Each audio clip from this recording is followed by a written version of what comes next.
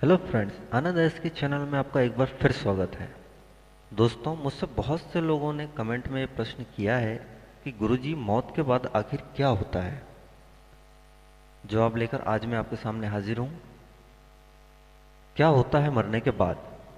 सामान्य व्यक्ति जैसे ही शरीर छोड़ता है, सर्वप्रथम तो उसकी आंखों के सामने गहरा अंधेरा छा जाता है, जहां उसे कुछ भी अनुभव नहीं होता। कुछ समय तक कुछ आवाजें सुनाई जरूर देती हैं, कुछ दृश्य दिखाई देते हैं जैसा कि स्वप्न में होता है, और फिर धीरे धीरे वह गहरी सुसुप्ति में खो जाता है, जैसे कोई कोमा में चला जाए।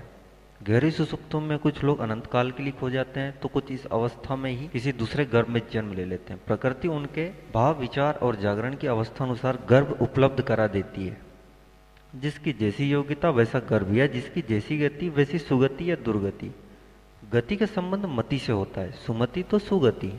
लेकिन यदि व्यक्ति स्मृतिवान, चाहे अच्छा हो या बुरा हो, सुसुप्ति में जागकर चीजों को समझने का प्रयास करता है, फिर वह जागृत और स्वप्न अवस्था में भेद नहीं कर पाता है। वह कुछ कुछ जागा हुआ और कुछ कुछ सोया हुआ सा रहता है, लेकिन उसे उसके मरने की खबर रहती है। ऐसा व्यक्ति तब तक जन्म नहीं ले सकता जब तक कि उसकी इस जन्म की स्मृतियों का नाश नहीं हो जाता। कुछ अपवाद स्वरूप जन्म ले लेते हैं जिन्हें पूर्व जन्म का ज्ञान होता है, लेकिन जो व्यक्ति बहुत ही ज्यादा स्मृतिवान, जागृत या ध्यानी है, उसके लिए दूसरे जन्म लेने में कठिनाइयां खड़ी हो जाती हैं, क्योंकि प्राकृतिक प्रोसेस के अनुसार दूसरे जन्म के लिए बेहोश और स्मृतिहीन रहना जरूरी है।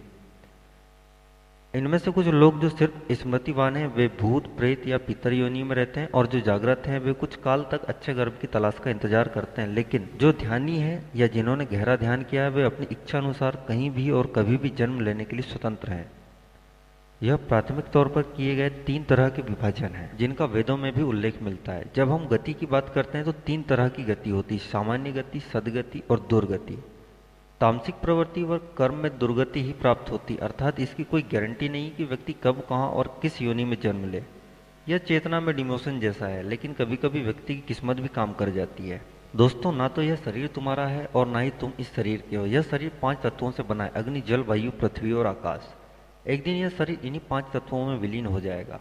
ऐसा भगवान श्री कृष्ण ने गीता में बताया। जब शरीर छूटता है तो व्यक्ति के साथ क्या होता है, यह सवाल सदियों पुराना है। इस संबंध में जनमानस के चित्त पर रहस्य का पर्दा आज भी कायम है, जबकि इसका हल खोज लिया गया है। फिर भी यह बात विज्ञान सम्मत नहीं मानी जाती, क्योंकि यह धर्म का विषय है। मुख्यतः 3 शरीर होते हैं: सूक्ष्म, स्थूल और कारण। व्यक्ति जब मरता है तो स्थूल शरीर छोड़कर पूर्णतः सूक्ष्म में ही विराजमान हो जाता है। सूक्ष्म शरीर के विस्मृत होने के बाद व्यक्ति दूसरा शरीर धारण कर लेता है, लेकिन कारण शरीर बीज रूप है, जो अनंत जन्मों तक हमारे साथ रहता है। व्यक्ति रोज मरता है और रोज पैदा होता है, लेकिन इसे इस बात का आभास नहीं होता। प्रतिपल व्यक्ति जागृत, स्वप्न और फिर सुसुप्ति अवस्था में जीता है। मरने के बाद क्या होता है, यह जानने के लिए सर्वप्रथम व्यक्ति के चित्त की अवस्था जानना जरूरी है। यह कहना चाहिए कि आत्मा के ऊपर छाई भाव, विचार, पदार्थ और इंद्रियों के अनुभव की धुंध का जानना जरूरी है। आत्मा शरीर में रहकर 4 स्तरों से गुजरती है: जागृत, स्वप्न, सुसुप्ति और तुरीय अवस्था। 3 स्तरों का अनुभव प्रत्येक जन्म के लिए हुए मनुष्य को अनुभव होता है, लेकिन चौथे स्तर में वही होता है जो आत्मावान हो गया है या जिसने मोक्ष पा लिया है। वह शरीर तुरीय अवस्था में होता है, जहाँ ना तो जागृति है, ना तो स्वप्न है, ना तो सुसुप्ति। ऐसे मनुष्य सिर्फ दृष्टा होते हैं, जिसे पूर्ण जागरण की अवस्था भी कहा जाता है। प्रथम 3 अवस्थाओं कई स्तर हैं। कोई जागृत रहकर भी स्वप्न जैसा जीवन जीता है, जैसे ख्याली, राम कल्पना, कल्पना में ही जीने वाला। कोई चलते फिरते नींद में रहता है, जैसे कोई नशे में धुत, चिंताओं से घिरा, या जिसे हम तामसिक कह सकते हैं। हमारे आसपास जो पशु पक्षी हैं वे भी जागृत हैं, लेकिन हम उनसे कुछ ज्यादा होश में हैं, तभी तो हम मानव हैं। जब होश का स्तर गिरता है तब हम पशुवत हो जाते हैं। कहते हैं कि नशे में व्यक्ति जानवर बन जाता है। पेड़ पौधे और भी गहरी बेहोशी में हैं। मरने के बाद व्यक्ति का जागरण स्मृति कोश और भाव तय करता है इसे किस योनि में जन्म लेना चाहिए। इसलिए वेद कहते हैं कि जागने का सतत अभ्यास करो, जागरण ही तुम्हें प्रकृति से मुक्त कर सकता है।